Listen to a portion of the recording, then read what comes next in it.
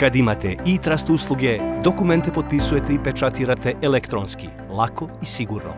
Vidjet ćemo kako izgleda proces registracije za firme.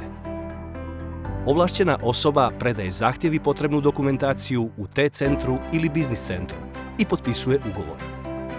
Nakon toga, sve se dešava na e-trust portalu. Ovlašćeni administrator sam dodaje zaposlene koji će imati pristup portalu i koji će potpisivati i pečatirati dokumente u ime firme. Idemo redom. Nakon potpisivanja ugovora, administrator e-trust portala dobit će e-mail sa linkom za registraciju svog naloga.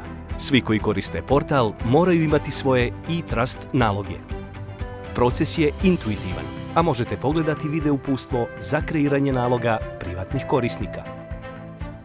Kad je nalog kreiran, administrator se prijavljuje na portal, gdje može dodavati članove i kreirati profile, aktivirati opcije ili mijenjati pakete. Kako to izgleda u praksi? Administrator bira opciju Moja kompanija, zatim sekciju Članovi, gdje dodaje zaposlene koji će koristiti portal.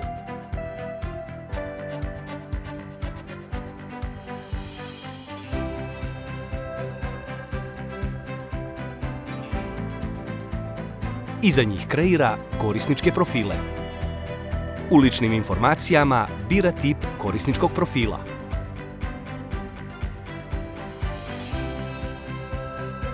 Dodaje sliku lične karte i plan potrošnje.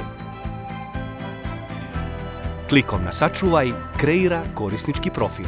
Kad korisnički profili budu odobreni, zaposleni dobija obavještenje i u mobilnoj aplikaciji potvrđuje izdavanje sertifikata.